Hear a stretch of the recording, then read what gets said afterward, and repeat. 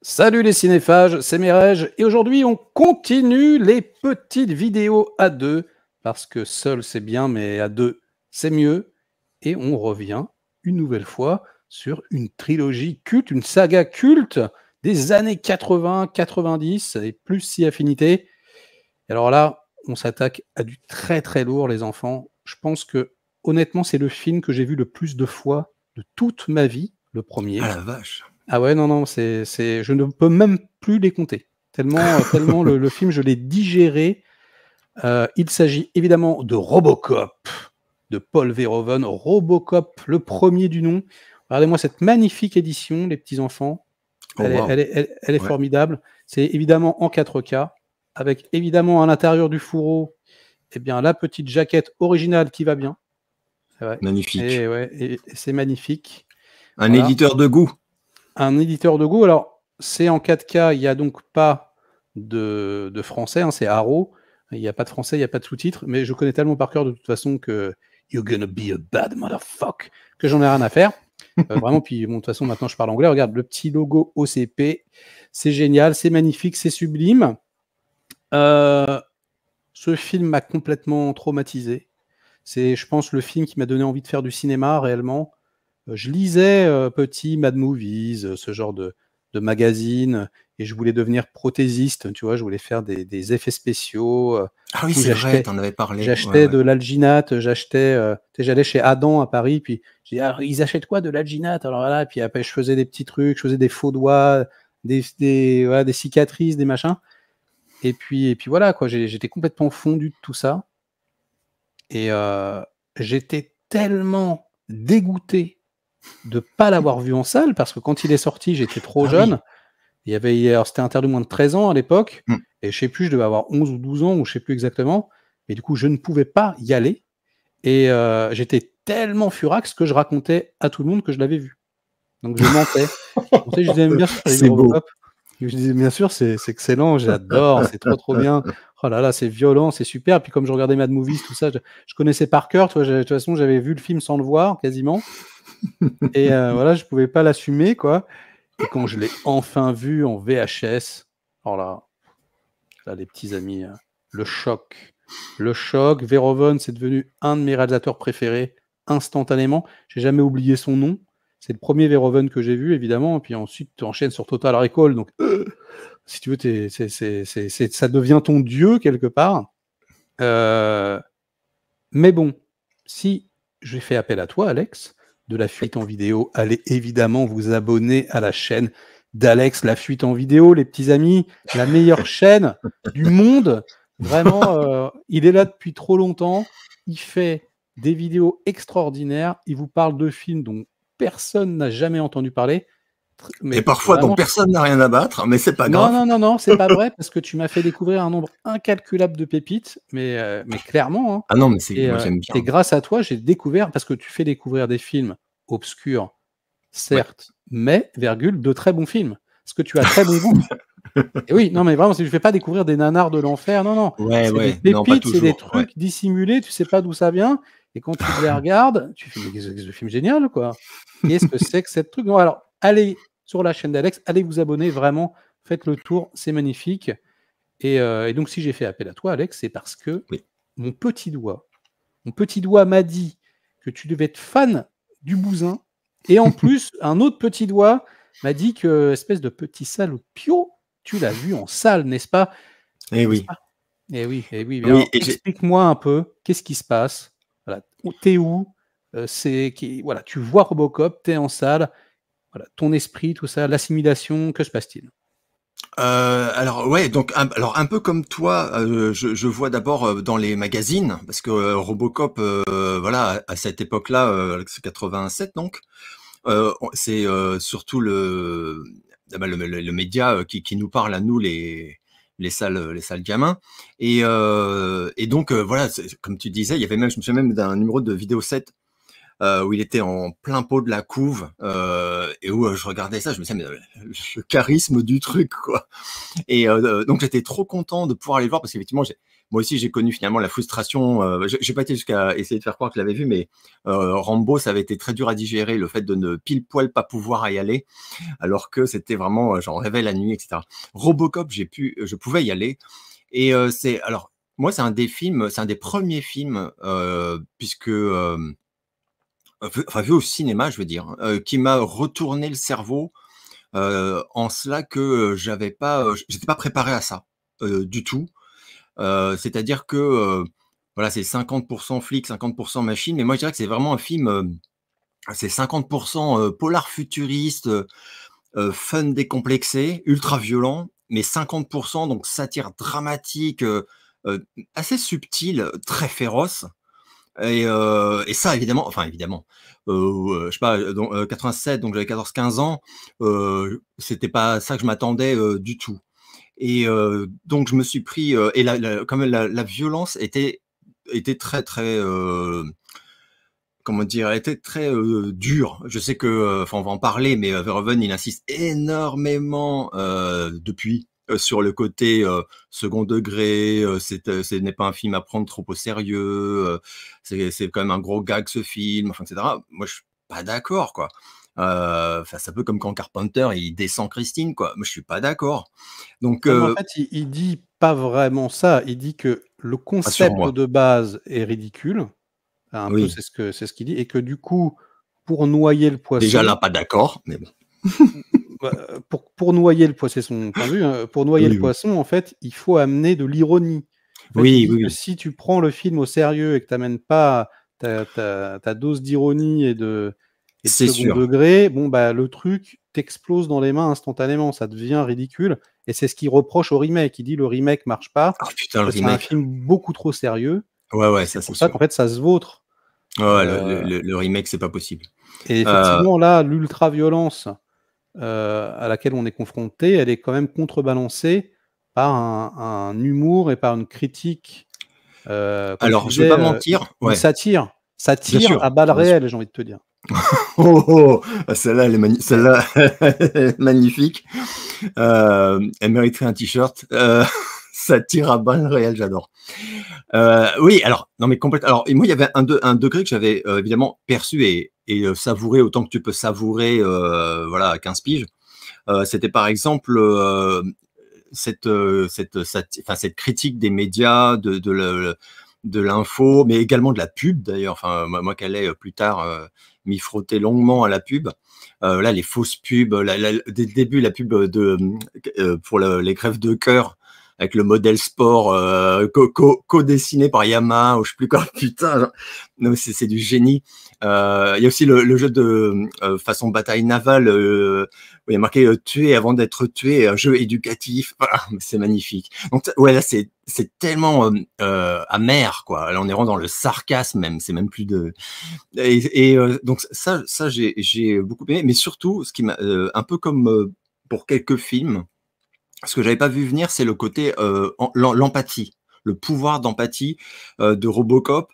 Et par exemple, je crois que c'est un rare film où finalement le personnage central, d'une certaine façon, meurt à 20 minutes, quoi, 15-20 minutes de film, et où, alors que tu ne sais presque rien de lui, il y a un pouvoir d'empathie. Enfin, t'es déjà bouleversé. Enfin, moi, j'étais déjà, je me souviens très très bien.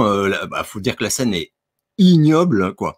C'est vraiment pas une exécution classique. T'es à ah la bah, fois entre c'est la scène d'exécution la plus ah, c'est pas possible, terrible, quoi. terrifiante, Ah insensée, ouais, de l'histoire du cinéma. Pour moi, c'est incroyable, hein. Avec, ignoble, évidemment, on l'a pas inventé, hein, mais voilà, c'est la crucifixion, quoi. On lui déchire les mains, il est, limite en position christique quand il se fait dessouder, il y a complètement. vraiment, une lecture comme ça, et puis, une ultra-violence, une Ouais, longueur parce que c'est très, très, très long, oui, donc c'est insoutenable et en plus de ça, on a, les méchants, tous hyper bien, déjà au bout de 20 minutes, tu as campé. raison, hyper bien brossés et cetera, qui en rajoutent une couche, qui sont sadiques, qui prennent du plaisir et tout. Oh, et toi, tu es là, tu fais: «Putain, la vache, quoi!» Ah, c'est vrai que Et c'est c'est clair. bouleversant vraiment, quoi. Ah ouais, et puis il y a cette vision très Verhoeven quoi, du monde qui est quand même on est, j'allais dire c'est du Sioran, mais enfin c'est vraiment t'as les pourris, les très très pourris, les lâches, mais c'est absolument ignoble. Et d'ailleurs, il y a un petit côté, enfin, ça a été dit un milliard de fois, mais c'est vrai qu'il y a un petit côté Frankenstein qui nous saute un peu à la gueule vers la fin, hein, où il se retourne contre ses créateurs qui finalement ne valent pas beaucoup mieux. Enfin, c'est vraiment un portrait de la société, mais assez juste finalement avant l'heure, quoi, parce que c'est aussi, il y a aussi un côté, je trouve. Annonciateur, mais bon, chez Verhoeven, c'est pas, enfin, Ah, c'est vrai aussi avec d'autres films, hein, finalement. mais tout Euh, avec je suis complètement d'accord avec toi et il y a des milliards de détails, qui aujourd'hui en font un film précurseur. Je dis n'importe quoi, tu parlais de la pub, je sais pas, tu vois les vestiaires avec les femmes, les hommes mélangés, mm, tout ce côté-là, ouais, c'est quand tu le revois aujourd'hui, tu dis: «Putain la vache, quoi!» Le film ouais, était ouais, clairement en c'est ça, avance, quoi. quoi, c'est assez dingue, ouais. Et ce qui est drôle, enfin, c'est drôle. Euh, je crois plus que, enfin, je crois qu'aujourd'hui, on est quand même relativement d'accord dans le milieu du cinéma, etc., pour reconnaître la qualité extrême de ce film. Enfin, je veux dire, même des gens qui ne sont pas touchés comme nous aux tripes et tout, quoi. Mais c'est vrai qu'à sa sortie, je me souviens assez bien que c'était pas unanime, hein, mais du tout, quoi. Et il y avait des critiques qui le prenaient de haut, ce film, quoi, et qui voulaient, à la limite, peut-être par une sorte de refus d'accepter le message sous-jacent, tu vois. Verhoeven, de toute façon, il a toujours dérangé une certaine partie même de l'intelligentsia cinéphilique, on va dire. Starship Troopers, il a eu un peu le même sort d'ailleurs. Enfin, je me souviens de critiques de Starship Troopers qui faisaient semblant de ne pas comprendre enfin ce que réellement le film propose en fait comme regard. Oui, film Et fasciste, film voilà, nasillon, ouais, exactement. complètement ridicule. Et donc c'est vrai que Robocop, voilà, moi j'y allais pas, j'y allais en attendant un très bon film d'action, voilà, futuriste bourrin. Je l'ai eu, mais complètement. Mais j'ai eu aussi surtout un film, voilà, d'une intelligence mature, enfin voilà, d'un truc qui était assez inédit pour enfin, j'allais dire une méga production. C'était quand même un gros truc. Je me souviens plus du budget. Aujourd'hui, ça nous ferait rire, mais pour l'époque, c'était comme un gros budget, quoi.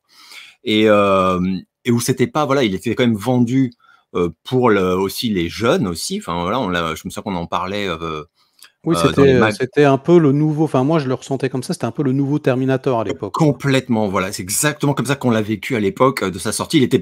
La promo était faite dans ce sens-là, quoi. Un gros divertissement, voilà, qui tabasse et tout. Et ouais, ça tabasse, mais en réalité, alors bon, aujourd'hui, ce serait intéressant de voir ton regard, toi qui l'as vu tant de fois. Mais moi, aujourd'hui, quand je le regarde, c'est un film qui me tabasse émotionnellement, finalement, beaucoup plus. Alors, c'est pas parce que voilà, j'ai vieilli et tout, quoi. Mais je regarde ça et ce qui est dit c'est tellement dur, quoi. Et ce que je me dis, putain, c'est chaud, c'est chaud. Et je vénère. Alors, pour te rejoindre, c'est pas juste un film que j'adore, il y a un milliard de films qu'on adore. Toi comme moi, on a des goûts en plus assez variés.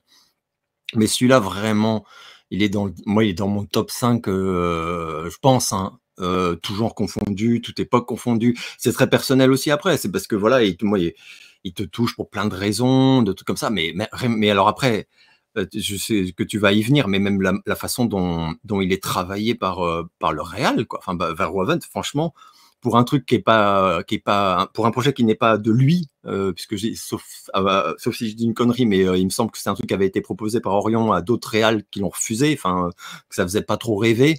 Je crois qu'aussi ils avaient peur justement de reproduire un truc à la Terminator, enfin, mais Verhoeven, enfin le génie, mais même dans le rythme du film, enfin, c'est un film qui te tabasse jusque dans son montage, je trouve, quoi. Ça réellement, c'est un ascenseur émotionnel en permanence, quoi. Et tu passes de scènes choc euh, d'une certaine manière, donc des scènes sur la nature humaine dégueulasses ou des scènes de violence sans aucune retenue et qui, même graphiquement, moi je trouve en tout cas pour l'époque, mais alors c'est peut-être je me rends pas compte, mais mon regard n'a pas changé. C'est-à-dire que moi je trouvais que il y avait rien de drôle dans les scènes violentes. Et aujourd'hui toujours, je trouve qu'il y a rien de drôle dans ces scènes-là. Mais Et après, c'était alterné avec des scènes vraiment bouleversantes. Enfin, la scène où il visite la maison vide, et où il commence à avoir les flashs et tout. Moi, j'avais la gorge nouée. Ah, je me souviens, franchement. Bah, c'est-à-dire que tu vois, même dans les scènes ultra violentes, Mm. il y a quand même toujours un petit peu de drôlerie dissimulée. Tu vois, même les méchants qui font tu as mal.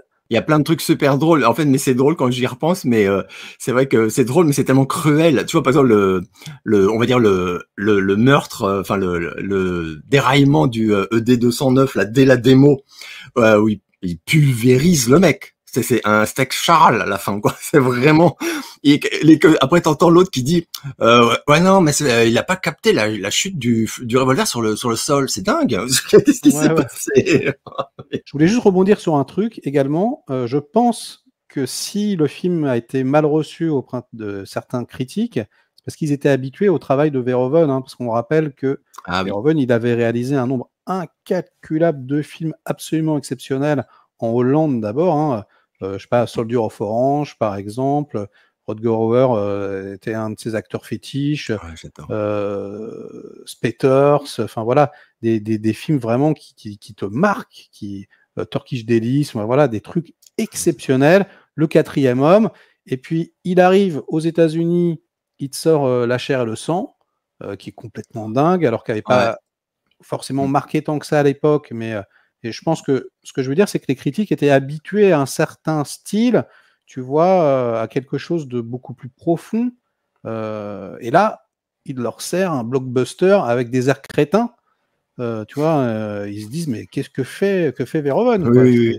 C'est vrai Ouais. que sa carrière américaine, elle a vraiment, en tout cas, plastiquement, quand elle a quasi rien à voir, alors qu'il y a évidemment les C'est mêmes vrai. thématiques et sous-jacentes et tout, mais c'est vrai que quand tu passes de sa carrière hollandaise à ça, ouais, il faut Ouais. un petit temps d'adaptation et je pense que c'était peut-être ça aussi le souci. Ouais, c'est vrai que oui, oui, tout à fait. Non, c'est vrai que nous, enfin moi par exemple, c'est vrai que j'ai vu les pré Robocop infiniment plus tard. Enfin, je sais Ah même moi, pas. bah, moi aussi, hein, moi c'était vraiment le J'avais au premier moins que je 30 ans, voyais. quoi.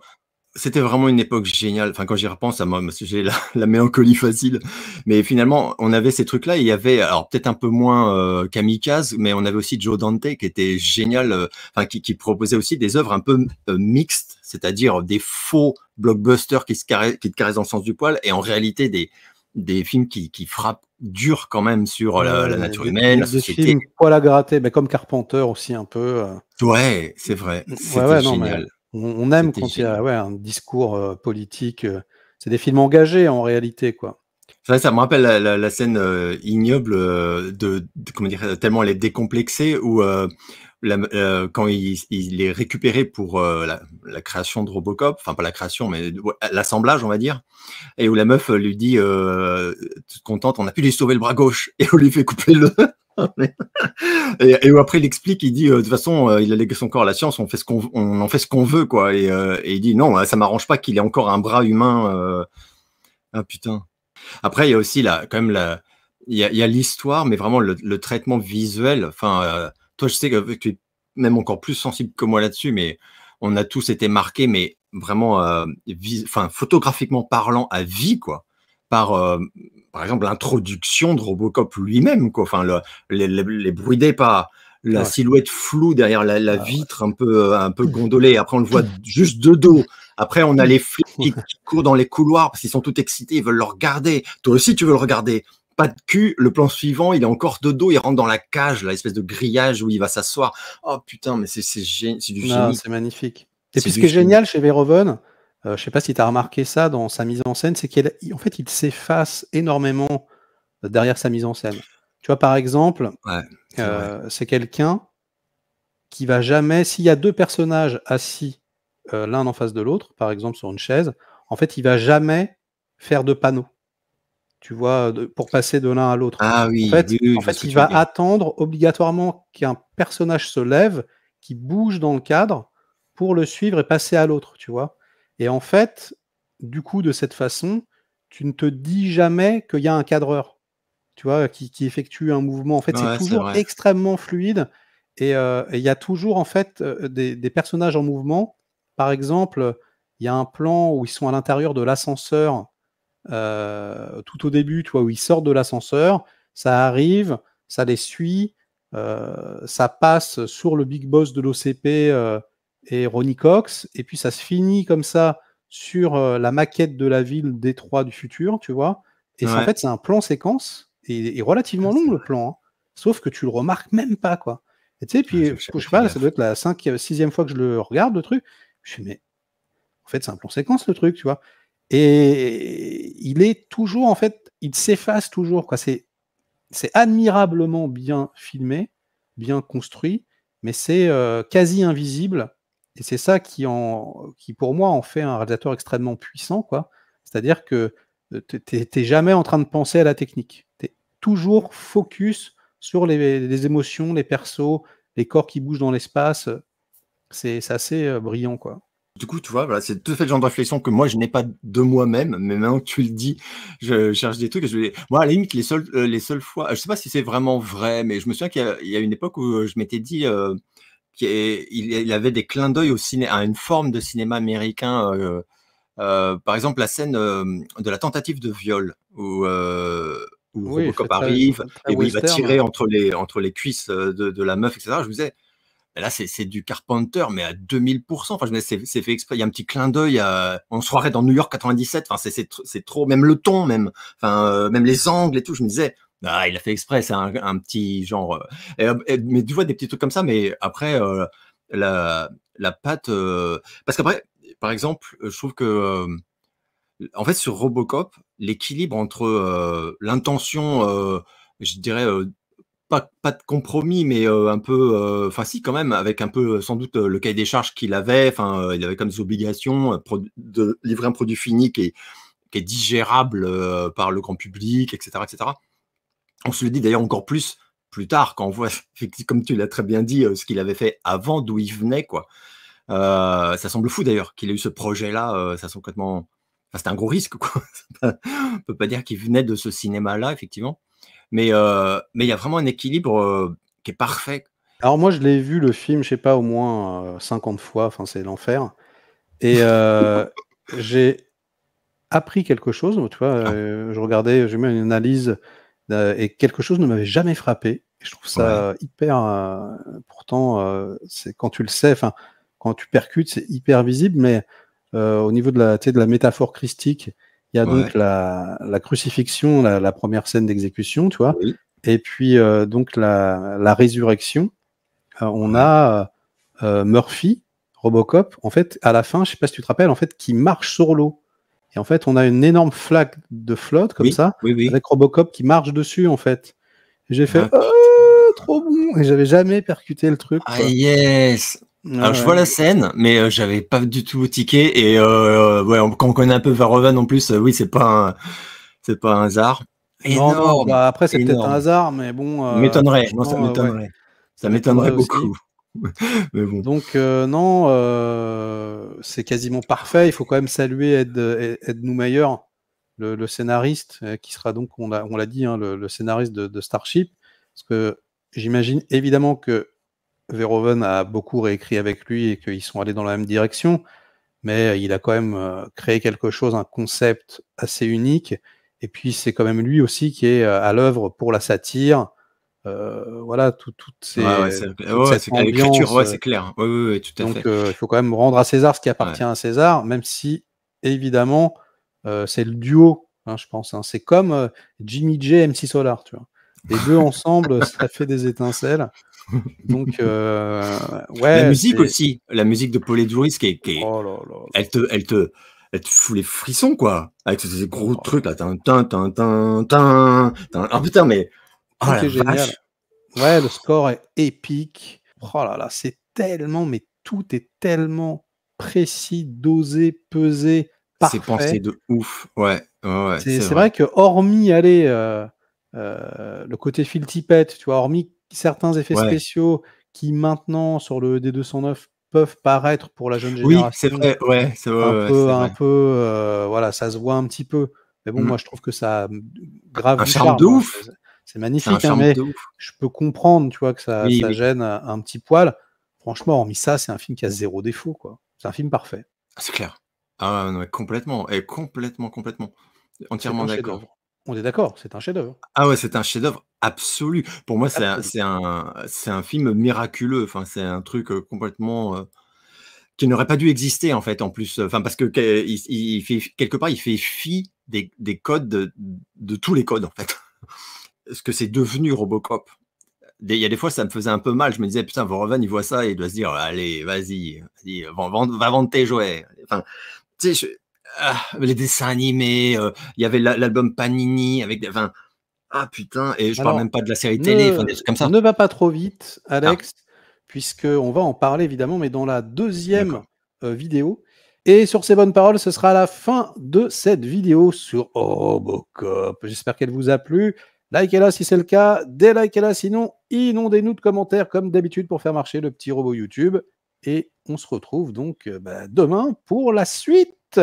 La suite de Robocop, enfin les suites, enfin je sais pas comment on peut appeler ça, des créations problématiques. Bon, on va y venir. Bref, pour nous, c'est à tout de suite, hein, et puis pour vous, à très bientôt, à demain en principe. Bon, peut-être que là j'ai dit demain, peut-être qu'en fait ça sera après-demain, mais bon bref, vous avez compris. Allez, j'ai trop parlé. Ciao.